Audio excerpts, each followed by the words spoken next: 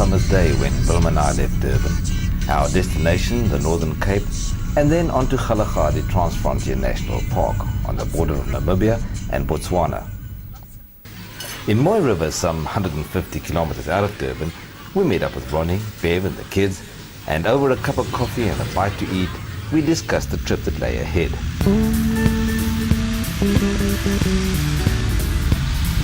Then it was back on the road, travelling through the beautiful tree-lined main street of Winterton and on to Bergville, where we stopped briefly to refuel and take care of some last-minute formalities before crossing the Drakensberg over the picturesque Olievleursel Pass. At the top of the pass, we stopped to stretch our legs and admire the panoramic view of the valley below. It was actually just up the road here, say some 150 years or so ago, that Piet Retief and his followers crossed the mighty Drakensberg.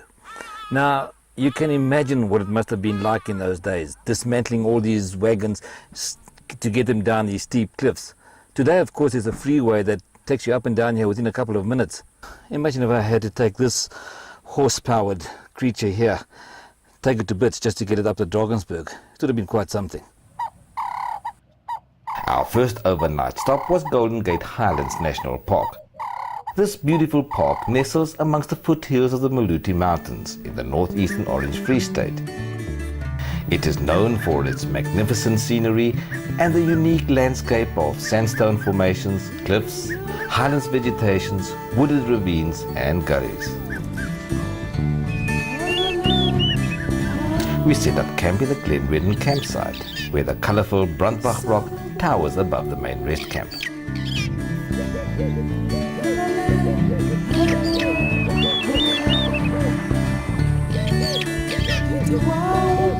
After relaxing a while, we took a drive to explore the surrounding scenery.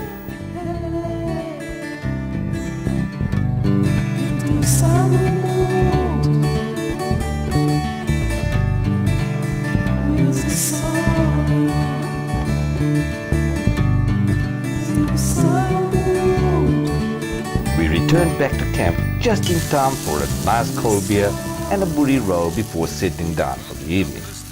Cheers! This is what makes this country great.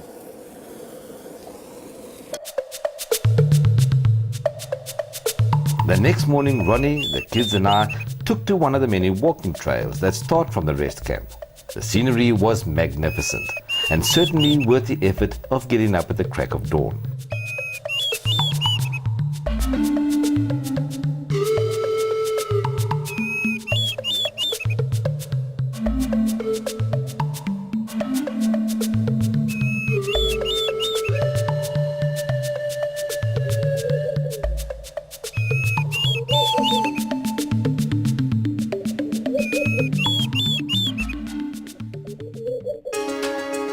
Our next stop was Kimberley, often referred to as the city that sparkles. It's a city rich in history, a shanty town born of a desperation and greed strongly suggestive of the American Wild West. Today, it's a thriving metropolis worthy of the title, the diamond capital of the world.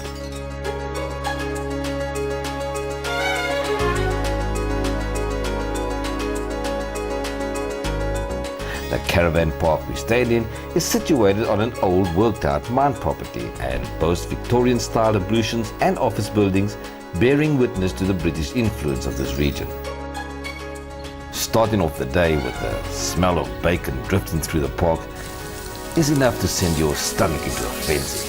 And a good hearty breakfast prepared by Wilma and Ronnie was exactly what we needed to get us going for the day. At the Open Mine Museum, we caught the old restored electric tram that dates back to the year 1914. This is the only operating tram left in South Africa, and it offers a memory lane experience through the streets of Kimberley, ending at the City Hall.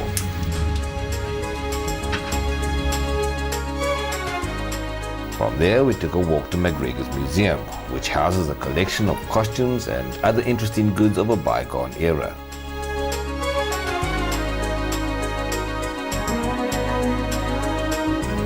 The McGregor Science Centre is also housed here.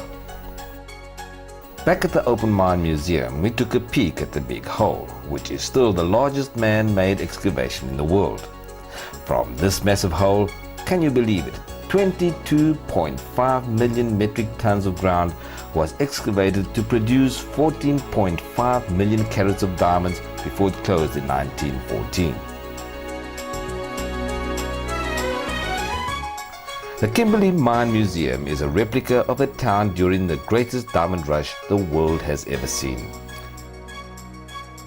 We paid a visit to an old church, Kimberley's oldest house, and saw many interesting and fascinating memorabilia of Kimberley's early mining days.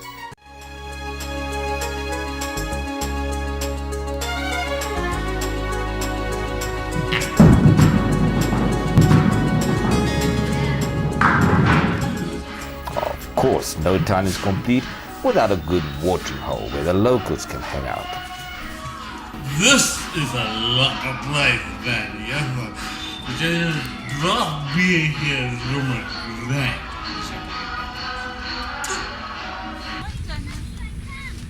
Some of us felt lucky, so we went prospecting for diamonds. Who knows, maybe we struck it rich. We staked our claim and immediately we were in business. Carefully, we sifted through bucket loads of gravel in search of the big one that would maybe change our lives forever. Can't wait to strike it rich. Where's all the diamonds? Our dreams of making a quick fortune, however, soon became wishful thinking. But at least the evening that lay ahead was going to be daring. Why? We were going ghost busting. Our guide on Kimberley's ghost trails has had 25 years' experience in studying the supernatural. He told us many interesting and unusual eerie stories of events that took place during Kimberley's early days. He told each story with so much conviction and enthusiasm, and we found the tour most informative as he went on to tell us of how phantom ghosts of men and women of yesteryear still make the odd appearance in some of the old haunts. We paid a visit to some of these haunted joints, but sadly did not encounter any spooky characters. Maybe we should have had more sherry at the beginning of the tour, just to get us into the spirit of things.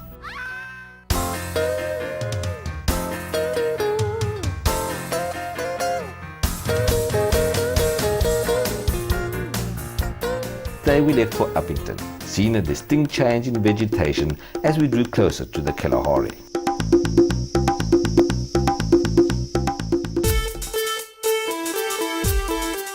We used Uppington merely as a stopover, staying at the Eiland Holiday Resort on the banks of the Orange, which is South Africa's largest river.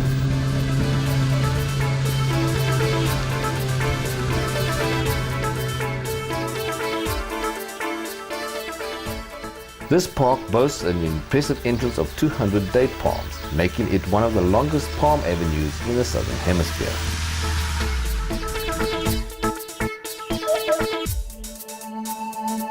The park was rather pleasant, with lush green grass and beautiful shaded trees, and our feathered friends popping in occasionally for a friendly visit.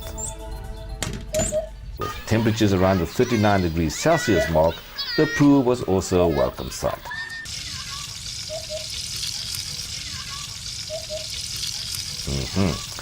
After a long day on the road, nothing beats a good hearty meal done to perfection over the coals.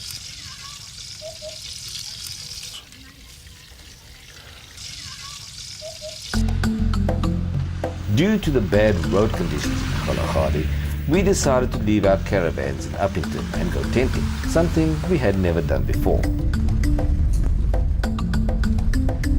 The tarred road eventually gives way to gravel, and the red sand dunes with their almost unexplainable beauty soon become part of the immediate environment.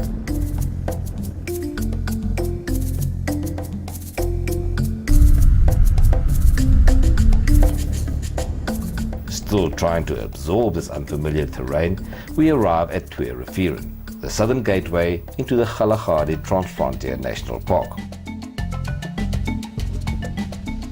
After a brief check-in at the gate, we headed north along the dry Nosop riverbed to our final destination, the Nosop Rest Camp, which lies approximately 160 kilometers north. The Kalahari Transfrontier Park is the unspoiled heart of the Kalahari Thirstland. The sandveld with its many mysteries constantly enhanced our visits with the unexpected.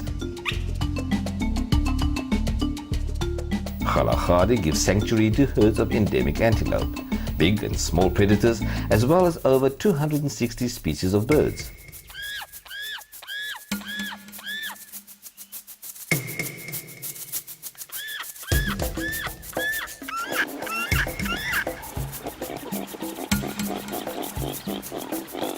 En route to Nosop, we came across some of these local inhabitants, most of them taking full advantage of the scattered shady trees to escape the harsh Kalahari midday sun.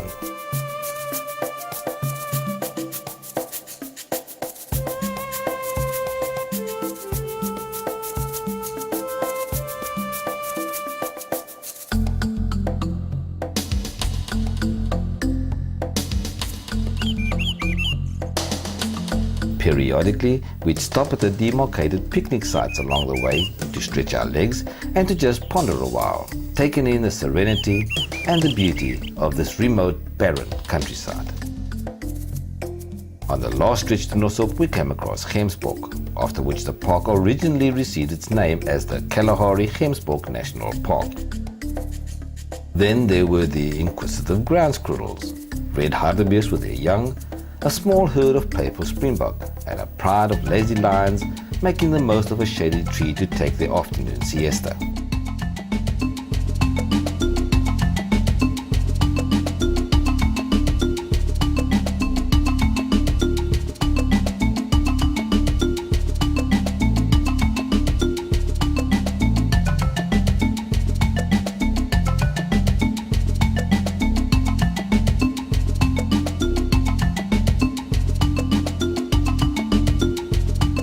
Finally, we arrive at Nosop, a remote camp on the border of South Africa and Botswana and far away from modern civilization. The camp itself was sandy, with scattered thorn trees offering the only shade from the harsh sun. We were certainly not disappointed. This is exactly what we had expected. For spoiled caravanners who had never tented before, we set up camp like absolute pros. And not before long, we were cooking up a storm. A simple meal of castor ribbon potatoes just seemed to taste so much better out here in the vast wilderness. The next morning, the sunrise was absolutely breathtaking. While everybody in camp was still trying to wake up, Chris and I decided to take a short drive to see what was out there so bright and early.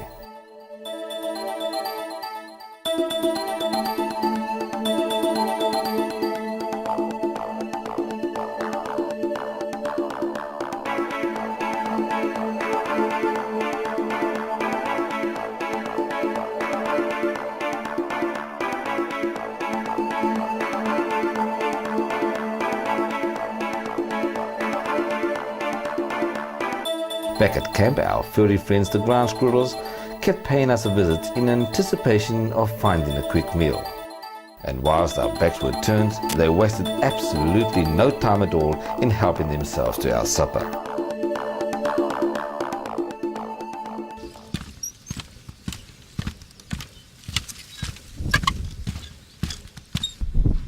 The hide just outside the camp gate was an interesting place to while away a couple of hours to see what would come along to the watering hole.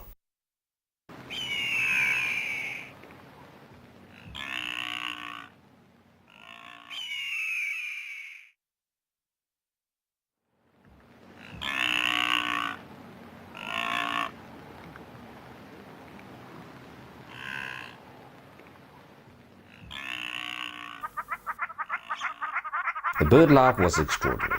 Hornbills, whiters, and a large variety of birds of prey who feed on the many rodents in this region are plentiful. The sociable weavers sure live up to their name. These small busy little birds build enormous nests, giving a new meaning to communal living.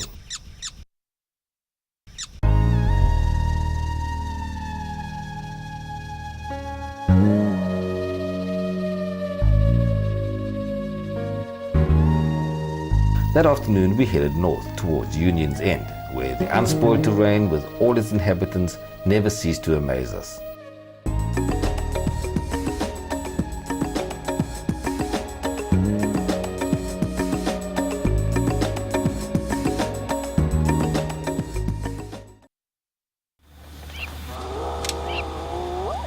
The next morning we were up before the crack of dawn as we needed to travel quite a distance to Ochrabis.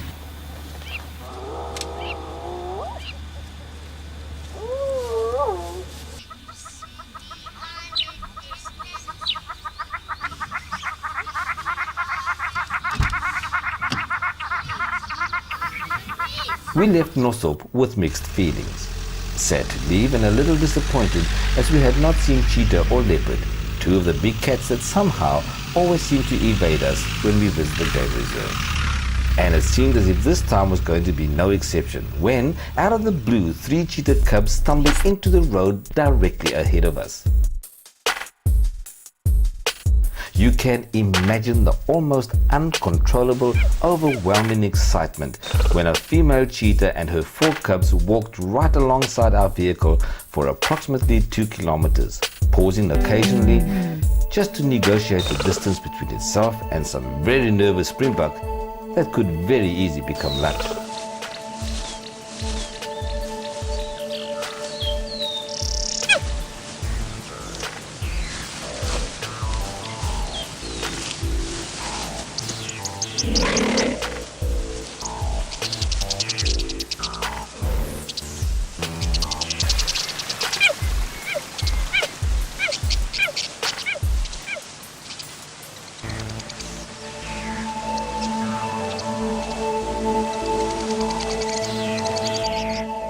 Chasing the heat, however, seemed like too much hard work. A nap under a small shady bush seemed far more inviting.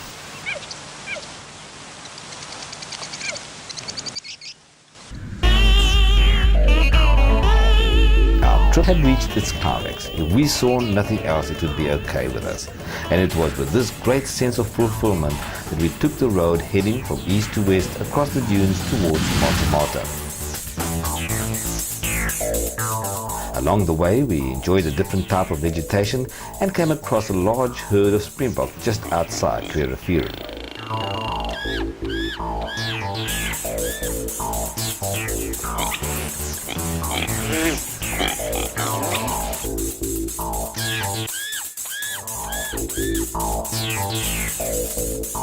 At Thirstland, we stopped for a cup of coffee before leaving Galagadi. We just could not resist making one final stop, to look at the red sand dune landscape with its lonely windmill contrasted against the blue horizon.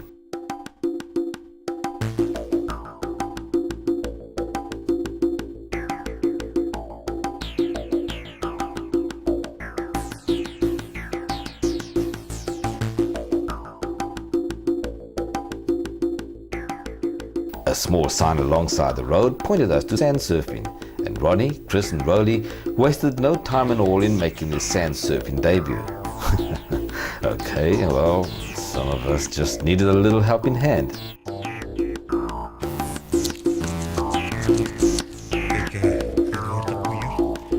We also learned some very valuable information as to how the Bushmen use the red iron oxide in the sand to paint their bodies, and as sunscreen to protect themselves against the harsh Kalahari sun.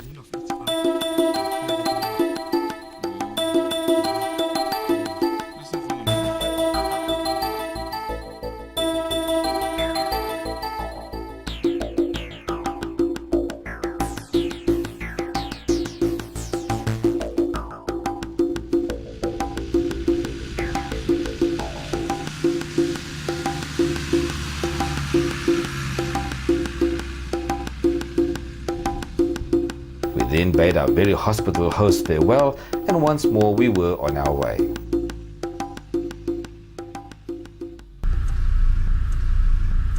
Hello, where's reception?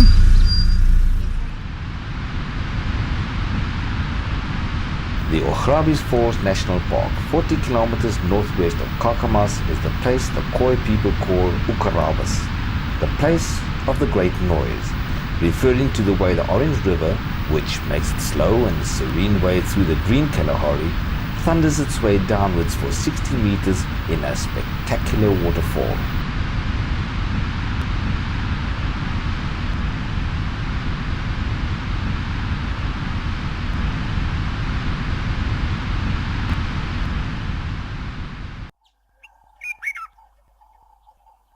We were fortunate enough to find two shady sites to set up camp, as the next few days were sweltering hot, reaching temperatures in excess of 42 degrees Celsius in the shade. The air-conditioned kiosks and the swimming pools were certainly the best places to be during these hot days.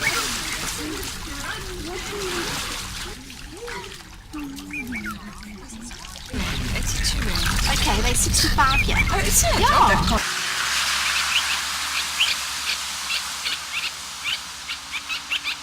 Despite the heat, however, we did still manage to explore the rest of the park and enjoy the solitude of the area. Moon Rock, with its lunar-like craters and magnificent views of this very unusual rocky terrain, almost gives you a feeling of being on another planet.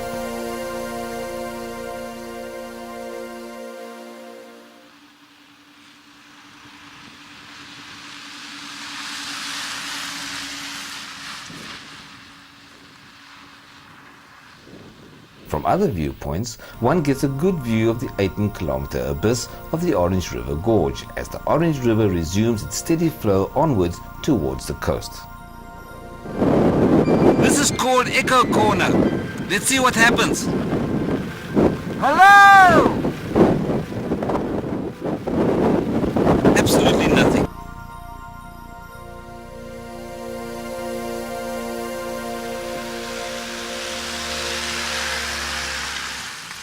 Although this is not a park for superb game viewing, we did see giraffe and a variety of antelope.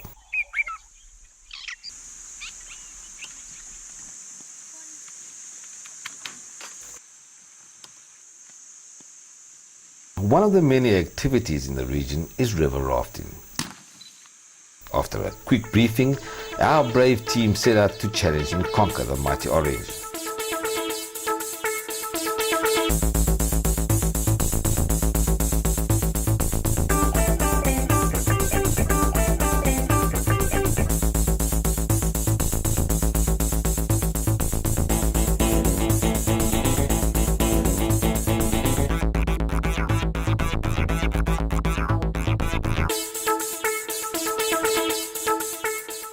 And they say this is good fun.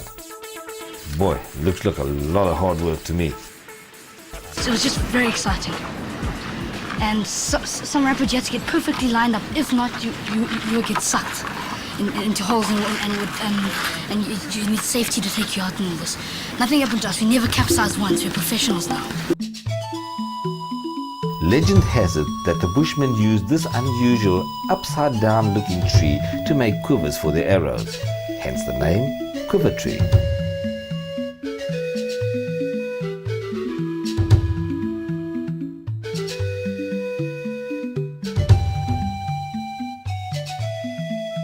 At sunset, these quiver trees stand in stark silhouette against the African sky. Silent sentinels in a strange, unique environment where only those who are able to adapt ultimately survive. Bitsand, our final Thirstland destination. Few eco destinations in the Northern Cape are as scenic as the Bitsand Nature Reserve. Sensual flowing white dunes surrounded by red Kalahari sand, camel thorn woodlands, the Lungaberg Mountains, clear cobalt blue skies, and an abundant bird life awaits its visitors.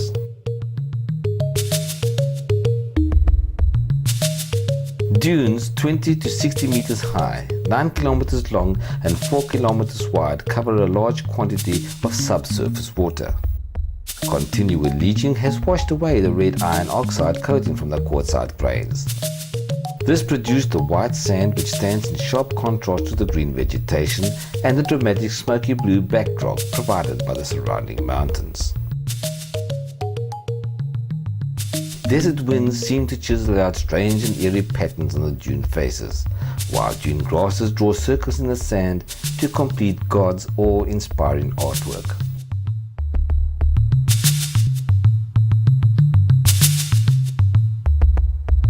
The Witstrand Nature Reserve is also home to the Roaring Dunes, or better known as the Thirstland of the Kalahari.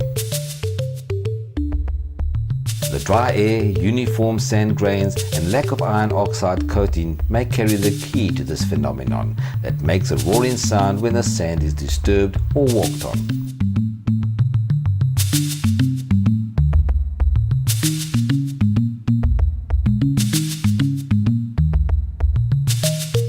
These dunes here are called the Roaring Sands. Now, they call it Roaring Sands because what's supposed to happen when you walk on them, they're actually supposed to roar. But I think they've got this all wrong. I think the only reason why it's called the Roaring Sands, because it's so difficult climbing up here that by the time you get to the top here, all you want to do is roar! We spent quite some time here exploring and taking in the amazing splendor and experiencing the essence of the desert.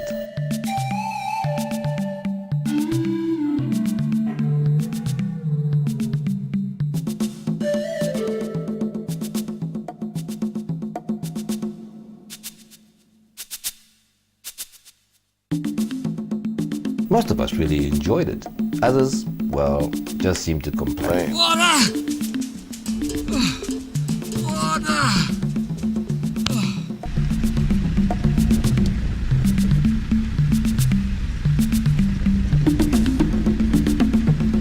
The camping ground consists of only 10 campsites. As we were the only ones there, we had the entire camp to ourselves and a choice of the best sites. The huge camelthorn tree we camped under formed a natural canopy and sheltered us from the hot blazing sun. People actually respect it.